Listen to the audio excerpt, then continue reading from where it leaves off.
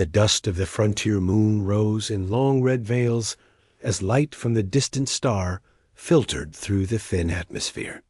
Patrol Commander Raylan adjusted the seals on his suit while scanning the jagged ridgelines that framed the valley. His unit had scattered across the sector during the last offensive, leaving him alone for a brief recon sweep. He moved with caution, stepping over clusters of volcanic glass that glimmered beneath his boots. His mission was simple, yet the silence of the valley made the task feel far larger. He was here to locate escape pods that had ejected from a downed vessel belonging to the rival Cathari Dominion. Command had detected faint signals, but had not identified the exact positions. Raylan knew what it meant. Survivors might still be alive. He did not come to end them. His orders were to verify and report. Yet he also understood the unwritten rule that shaped the long conflict. If a human soldier found an enemy survivor, many assumed the worst would follow. Raylan had witnessed destruction on both sides, but he had sworn to uphold codes older than the war itself. He stepped deeper into the valley, aware of the risk, but unwilling to abandon any life that could still be saved. As the sun dipped lower, he spotted the soft glow of an escape pod's distress beacon. The pod had lodged between two massive boulders. The hull bore deep scorch marks, and its hatch hung partly open. Raylan approached with weapon holstered. He kept one hand near the grip, but he would not draw first. A faint cry echoed from inside. It was high-pitched and shaky. He understood at once that it belonged to someone young. Inside the pod, half buried under a collapsed panel, he found a small Cathari child. Her limbs were slender and faintly luminous, and her skin shimmered with iridescent tones that shifted with each breath. She tried to move when she saw him, but collapsed again. Raylan knelt beside her. He checked for injuries, careful not to startle her more than she already was. The child recoiled at first, eyes wide with fear. She had likely been taught to fear humans. Yet Raylan kept his tone calm as he spoke. He told her that he would help her. She understood part of his words, enough to realize he meant no harm.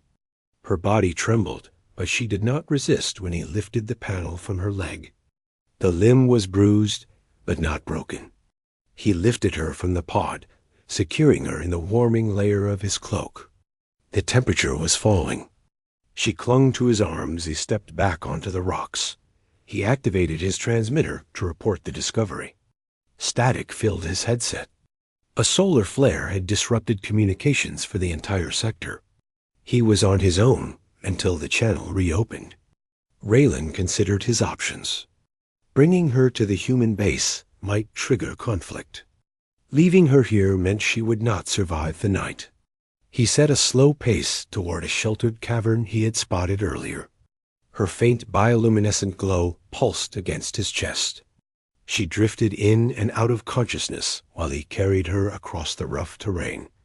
When they reached the cavern, Raylan set her on a smooth patch of stone and unpacked his survival kit. He activated a small thermal generator, filling the space with warm air. The child's breathing steadied. He gave her a sip from his canteen. She accepted hesitantly. After several minutes, she finally spoke in a fragile whisper. Her name was Lyra. She asked about her mother, who had been aboard the same ship. Raylan told her he would search for her as soon as the storm passed. Lyra nodded weakly. Fear lingered in her eyes, but relief softened her expression. Raylan kept watch near the mouth of the cavern. The solar storm grew in intensity, turning the sky into a churning display of crimson and gold. He felt the tremors of passing drones overhead. He shielded Lyra from view each time shadows crossed the ground. He did not know whose drones they were. Human. Cathari. Both sides hunted survivors in these contested zones. He refused to risk exposing her. Throughout the night, Raylan listened to Lyra's soft breathing and fought off exhaustion. There were moments when he questioned his choices. He had placed himself between opposing governments and assumed responsibility for the fragile child behind him. Yet every time doubt crept in, he glanced at her curled form and reaffirmed his decision. Compassion was not weakness. It was the one thing that could still break the cycle of destruction. When dawn approached, his transmitter crackled back to life.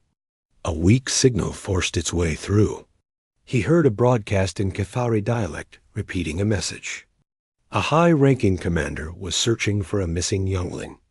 Raylan amplified the signal and triangulated its source. The origin was several kilometers north, beyond the ridgeline. Raylan prepared to move. Lyra limped beside him, holding his hand for balance. Her steps were slow but determined. He kept his rifle slung behind him to appear non-threatening. As they neared the ridge, they spotted a patrol of Cathari scouts. Raylan raised both hands in plain view. Lyra ran toward them and called out.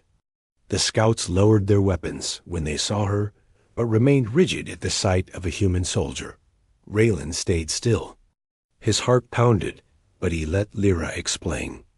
She spoke quickly, pointing to the rocks below where the escape pod lay, and then back toward Raylan. The scouts exchanged glances. One spoke into a communicator. A moment later, an armored transport descended from the sky.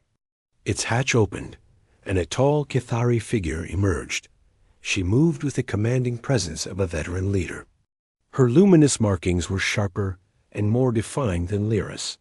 Her eyes locked on Raylan with fierce intensity. Yet when Lyra rushed into her arms, the commander softened.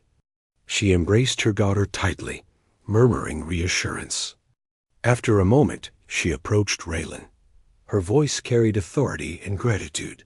She thanked him for saving Lyra. Raylan bowed slightly, a gesture of respect he had learned from studying Cathari customs. She watched him with a calculating gaze. She asked why he had risked so much for someone from a rival faction. Raylan answered plainly. He could not leave a child to die. Enemy or not, life had value. The commander regarded him silently for a long moment. Her name was Mara, and she led a key Cathari strike division. Raylan expected her to dismiss him or order him detained. Instead, she gave an unexpected directive. She insisted he accompany them to their encampment. Raylan hesitated. Entering enemy territory meant he might never return. Yet he sensed that refusing could escalate tension. He agreed, but only if Lyra agreed to travel safely with her own people. Lyra nodded, gripping his hand before stepping onto the transport dot inside the encampment. Raylan found himself surrounded by Cathari soldiers, who eyed him with caution. He was escorted to a central chamber where Mara waited. She dismissed the guards and invited Raylan to sit across from her. A low crystalline table glowed softly between them. Mara began by questioning him about the valley, his patrol, and his reason for being alone. Her questions were sharp. Raylan answered with honesty, revealing nothing strategic but hiding nothing about his actions. Lyra entered quietly and sat beside her mother.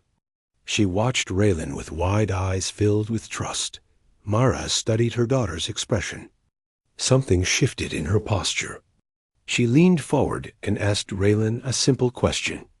Did he truly believe the war could end differently if individuals chose integrity over hostility? Raylan replied that wars were shaped by choices made in quiet moments, not only in grand battles. Saving one child might not end the conflict, but could plant a seed strong enough to change future paths. Mara considered his answer with careful thought. She revealed that she had seen too many cycles of destruction. She had lost friends, family, and entire battalions. Yet seeing a human soldier risk everything to save her daughter forced her to reconsider long-held beliefs. She asked what Raylan intended to do now that he was within Cathari territory. He answered that he would respect their rules. His only request was to ensure Lyra remained safe. Mara stood and moved closer. Her presence was calm, yet commanding. She told him that she would not allow him to return to the front lines where he might be ordered to fight against her people. She insisted he remain under her protection. Raylan was taken aback. He argued that he could not abandon his duty. Mara countered that duty meant nothing if it caused him to betray the very values he had displayed by saving Lyra. She declared that she would not let him walk back into a war he had already risen above. Raylan realized her words held layers beyond simple gratitude. Mara respected his courage, but also feared losing the one person who had restored hope in a time of conflict. Raylan felt the weight of her resolve. The encampment outside hummed with activity, but inside the chamber, silence wrapped around them like a shield. Lyra placed her small hand on Raylan's arm, silently pleading for him to stay. The gesture struck him deeply. For days, Raylan remained among the Cathari. Mara personally oversaw his safety and instructed her officers to treat him with respect. Raylan learned about Cathari culture, their struggles, their losses, and their hopes. He shared stories of human resilience and creativity. Lyra visited him often, asking endless questions about his world. Each interaction built a fragile bridge between two civilizations, locked in long-standing conflict. Mara observed each exchange with growing admiration. She began to believe that Raylan's presence might influence her people toward a new path. She discussed strategies with her advisors about future diplomatic efforts. Although suspicion lingered among some, the commander's authority prevailed. Raylan became a symbol of what Ku